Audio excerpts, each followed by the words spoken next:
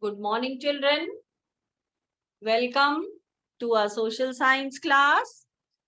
And today we will be revising Geography, Chapter 3, Our Changing Earth. Okay, children. So now, here as the name of the chapter is telling us Our Changing Earth. So changing Earth means the surface of the Earth is not uniform. It is not the same. It consists of many irregularities.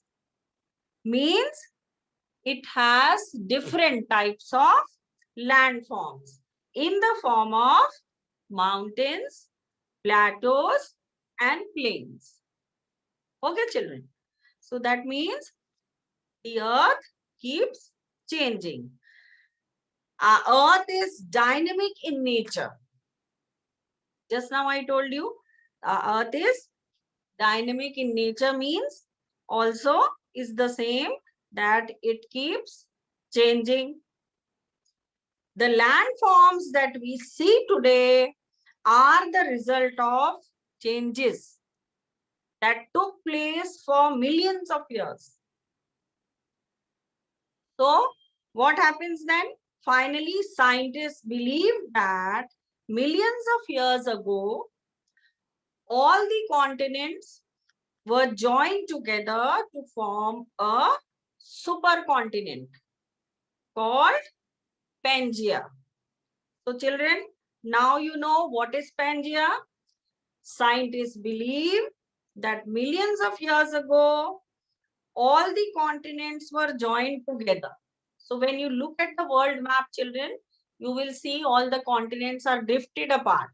But millions of years ago, the scientists say that they were joined together. And this is called the Pangaea. Because they were forming a supercontinent. When they were joined together, it is called Pangaea.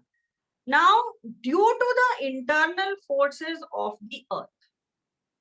So these are the forces which we are going to learn in this chapter. Forces of the earth. Okay. Forces of the earth. And there are two forces, internal or endogenic forces, external or exogenic. So due to the internal forces of the earth, supercontinent drifted from each other. So what happened? All these continents, they drifted apart from each other.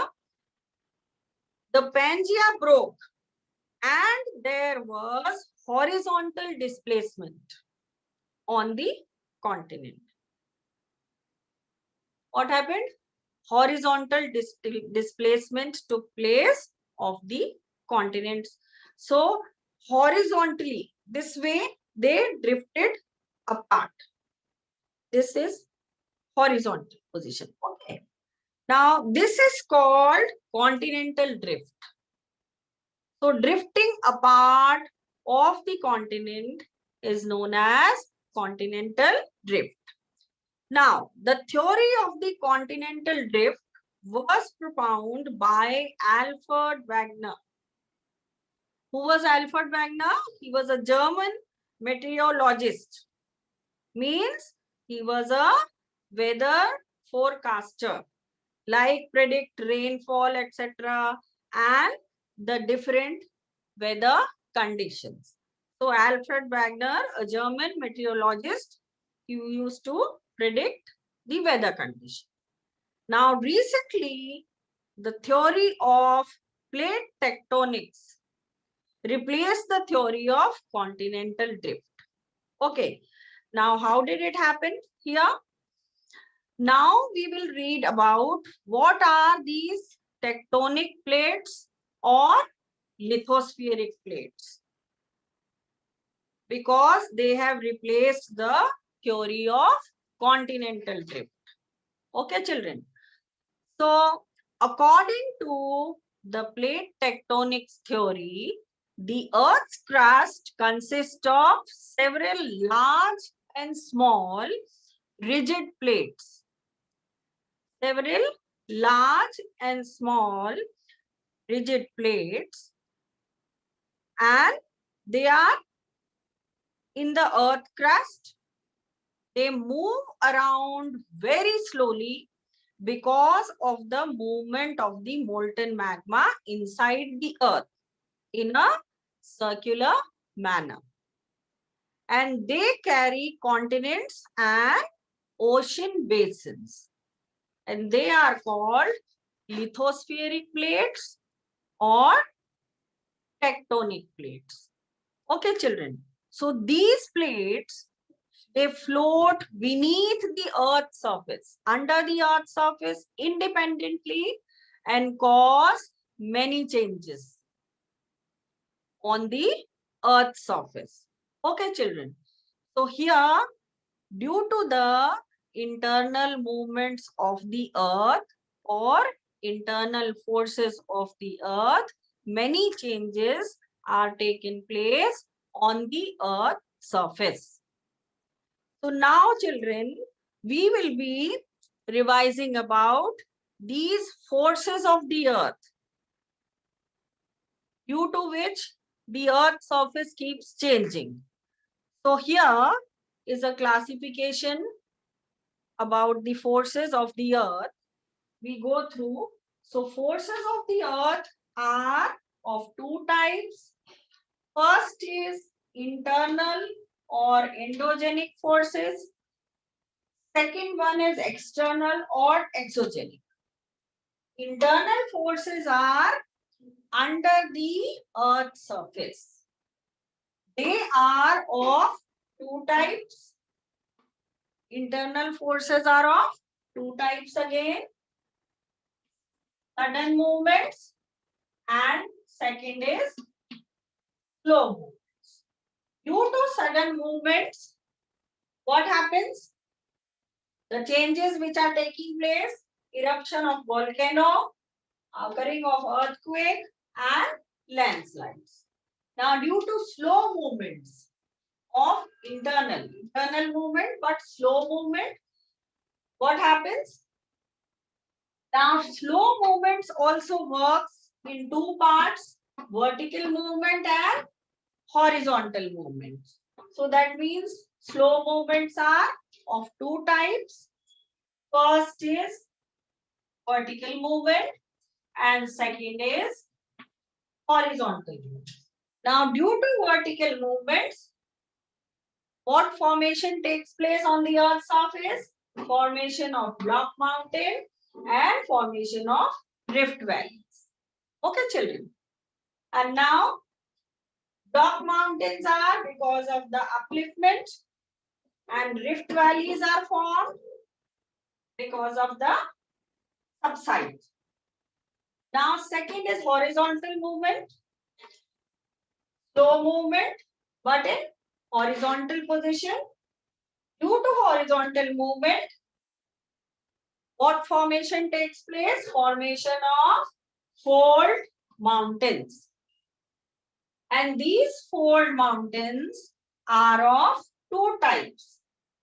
First, you can say young fold mountain, and second type are old fold mountains. Okay, children. And this happened due to the compressional forces. Clear? So now you know forces of the Earth are of two types, internal or endogenic forces, which are under the Earth's surface, external or exogenic forces, which are over the Earth's surface. Now here we are going to learn about in detail about internal endogenic forces. They are of two types, sudden movements and slow movements. Due to sudden movements, we have volcanoes, earthquake, landslides. Due to slow movements in two types they work, vertical movements and horizontal movements. Due to vertical movements, we have formation of block mountains and rift valleys. And due to horizontal movements, we have the formation of fold mountains, which are of two types, young fold mountains, which are recently formed, and old fold mountains, which are formed many years ago. Okay, children.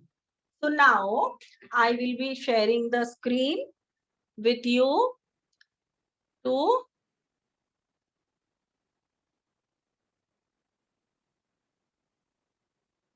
learn about the forces of the earth.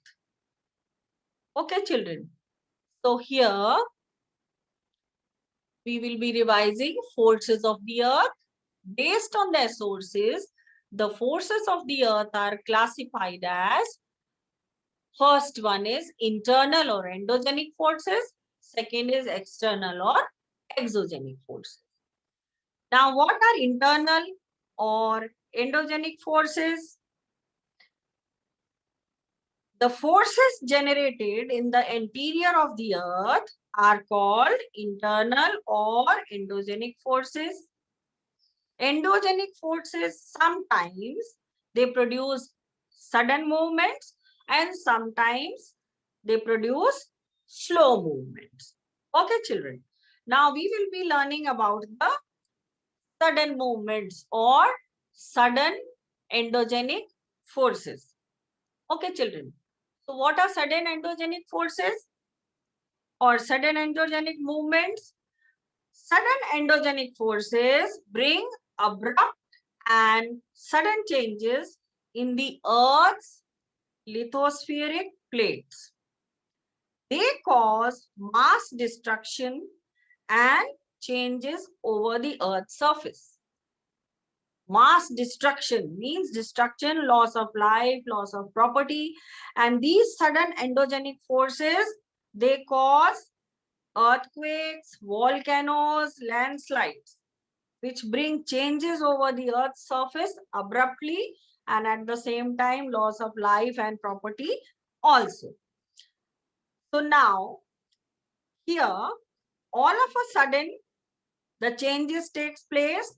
The first example we are going to read about volcanoes. Okay, children. So due to the sudden endogenic forces, eruption of volcano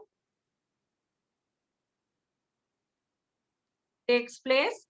So what is a volcano? A volcano is a vent opening in the Earth's crust through which molten magma comes out from the interior of the Earth. You can see here in this picture, this is the volcano picture. This is here magma and this is the liquid and this is the crater. From here, mouth of the volcano, and the magma comes out and solidifies. Okay, children, and it becomes a volcanic mountain. So it gets solidified outside. When the magma comes out, it is in liquid position. After some time, it gets dried up and it solidified. And then what happened? Continuous eruption of magma results in the formation of a volcanic cone or mountain. A circular depression formed at the mouth. Here you can see this is the mouth of the volcano and here is a depression here. So this, a circular depression formed at the mouth of the volcano, is called a crater. Okay, children. So you have learned what is a volcano. So due to sudden movement, sudden endogenic forces, volcano eruption takes place. Now we have the second example of sudden endogenic forces, that is earthquake. Okay, children. So here you can see the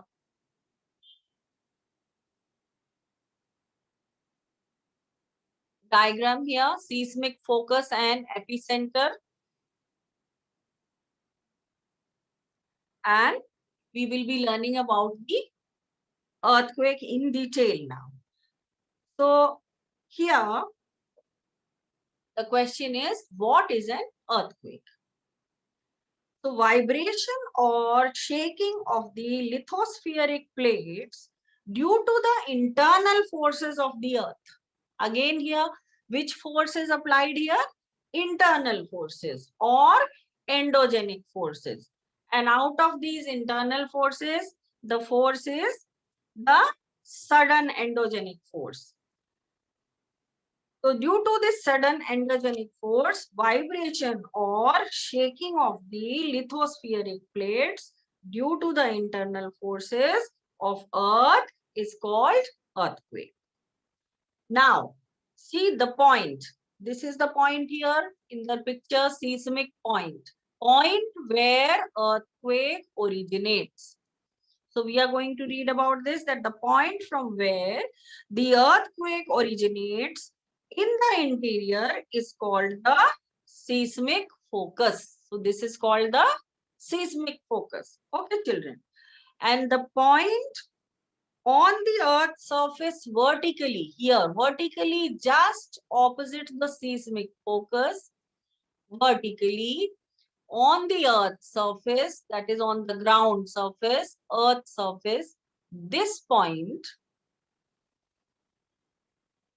vertically above the seismic focus is called epicenter. Okay, children. So this point is called epicenter. What is epicenter? Epicenter is the point where earthquake is experienced first. Okay, so this is the point called epicenter. The intensity of an earthquake decreases as the distance from the epicenter increase. Okay, children. So as we go far away from the epicenter, the intensity or the effect of the earthquake decreases. Now, how can we measure the frequency of earthquake? So here is an instrument by which we measure the frequency of earthquake. Is called seismograph. Okay, children. So here the frequency of the earthquake is measured by an instrument called seismograph. And here, do you know, children, that seismology is the study of earthquake. The study of earthquake is known as seismology. Okay, children. So here, study of earthquake is seismology, and the instrument by which the frequency of earthquake is measured is called seismograph. And now, while the intensity of earthquake is measured, how? When we measure the intensity of earthquake, it is measured by Richter scale. So this is the another instrument here, Richter scale. By Richter scale, the intensity of earthquake is measured, and the frequency of earthquake is measured by seismograph, and the study of earthquake is known as seismology. Okay, children. So now we have a big example here, case study about Bhuj earthquake. This is an example we have in front of us, which took place on 26 January 2001 at 8:46 a.m. An earthquake of magnitude 6.9 on Richter scale rocked the seismically active area of the Kutch district in Gujarat. Okay, children. Here, this is the map. You can see the Gujarat state, Kutch district, and the town Bhuj, where earthquake occurred. So, the town of Bhuj, why it is known as Bhuj earthquake? Because the town of Bhuj is centrally located in the Kutch district. Hence, this earthquake is known as Bhuj earthquake. And in this earthquake, you know what were the consequences? About 17,000 people were dead, and 1,50,000 people were injured and 15,70,000 people were affected by the earthquake. Around 2,58,000 houses were damaged or destroyed in Kutch, and about 8,39,000 houses were damaged or destroyed in the entire state. Okay, children. Most of these buildings were non-engineered buildings. Non-engineered building means those buildings which were constructed in the traditional manner, but without the consultation or by the qualified architects and engineers. So those buildings which are constructed without the consultation or by the qualified architects and engineers, they are called as non-engineered buildings. So mostly non-engineered buildings were damaged. And however, there were also many instances of the collapse of engineered reinforced concrete structure. Even engineered buildings were there which were constructed by the consultation of the architect and engineer. Concrete structures were there solid. That was also damaged. Okay, children. So here you can see the intensity of the earthquake here. Look at the map here. The severe earthquake that hit Indian subcontinent on January 26, 2001. And the magnitude was 6.9 on Richter scale. So that is the intensity of the earthquake was 6.9. Loss of life and property. And see here, this is the Gujarat state here and the town Bhuj, where the epicenter of the earthquake was there. Okay, children. So now we have revised about the example of here what we had experienced. I had also experienced this Bhuj earthquake that time in 2001. So now, what are we supposed to do?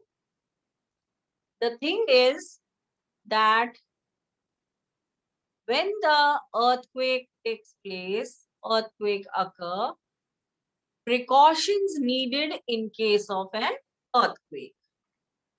Okay, children. So the question arises, what precautions should be taken in case of an earthquake? So in case of an earthquake, the following steps or rules should be followed. So the first precaution is move out of your house, buildings into some open space where no construction work is done. Okay, come into an open area where no concrete structures are there, no trees are there, signboards, electric poles, etc. Otherwise, they will be falling over you. So, first precaution is that we should come out into some open space and we have to be careful to stay away from trees, signboards and electric poles when out in the open. Second precaution is if you are inside your house, get under a table or desk to protect yourself from falling objects. Okay, children. And third precaution is turn off the gas, electric heaters, etc. Understood? So you have to get under a table or desk. Why? To protect yourself, because cupboards are there, shelves are made, so many things are kept on top. And when they will fall on you. So best is you cover yourself under a strong table. So objects will not fall on you directly, instead on the table, and you will be protected. Third precaution is turn off the gas, electric heaters, etc. to save ourselves. Okay. And the fourth precaution is create awareness among your friends and the members of the family about the precautions to be taken in case of an earthquake. Okay, children. So now we have read about the earthquake and the Bhuj earthquake and the precautions needed in case of an earthquake. Now we come to the second part of endogenic forces, that is slow endogenic forces. Just now we read about sudden endogenic. Now we are reading about slow endogenic forces, slow movements. So slow endogenic forces are responsible for the formation of mountains on the earth's surface. Okay. The slow endogenic forces bring two types of movements. First movement is vertical movements and second is horizontal movements. So due to slow endogenic forces, two types of movements are there, vertical and horizontal. Now what about due to vertical movements, what happens we are going to learn about. So due to vertical movements are related to the upliftment or subsidence of the earth crust and are known as faulting. Okay. So what is faulting? This is known as faulting because of they are related to upliftment or subsidence. Now, when a part of the earth crust is uplifted between the two faults, okay, when it is uplifted between the two faults, it results in the formation of a block mountain or host. And in case of subsidence, it forms a rift valley. So here you can see the picture of rift valley and host. And here it results in case of subsidence, it forms a rift valley. Now we come to the second part, that is horizontal movements. Horizontal movements are caused due to the compressional forces. They are caused due to the compressional forces. As just now we have learned, vertical movement are uplifted or subsidence. Now horizontal movements are due to the compressional forces operating in the earth's interior. And what do they form? They result in the folding of the rock strata. They result in the folding of rock strata. Here see horizontal movement. Now, due to the horizontal movement, formation of fold mountains take place. Here you can see in the picture, formation of fold mountains due to the compressional force. Here, see the folds here, you can see the upper part anticline, the lower part is syncline. Here, so fold mountains are formed in the recent geological period and they are called young fold mountains. While the mountains formed during the earlier geological period are called old fold mountains. So here, due to horizontal movement, we have the formation of fold mountains, and those fold mountains which are recently formed, they are known as young fold mountains, and the fold mountains which are very old, they are called as old fold mountains. Clear, children? So now we have the example of fold mountains, young fold mountains, and old fold mountains. Okay, children. So we have revised about the classification of the forces of the earth. There are two types of forces, internal or endogenic forces. Second is external or exogenic forces. Today, we have revised about internal or endogenic forces, which are of two types: sudden movement, sudden endogenic forces, or slow endogenic forces. Due to sudden endogenic forces, sudden changes take place on the Earth's surface, and these are volcanoes, earthquake, landslides, etc. Due to slow movements, they work in two ways: vertical movements and horizontal movements. Due to vertical movements, formation of block mountains and rift valley take place, and due to horizontal movement, formation of fold mountains take place. And these fold mountains are of two types. The newly formed mountains are known as young fold mountains, and the old mountains are known as old fold mountains. Okay, children. And block mountains are formed due to upliftment of vertical movement, and due to the subsidence of vertical movement, rift valleys are formed. And fold mountains are formed due to the compressional forces or horizontal movement. Okay, children. So this is all for today. Thank you for watching. See you in the next class. Till then, take care and have a nice day ahead. Okay, children.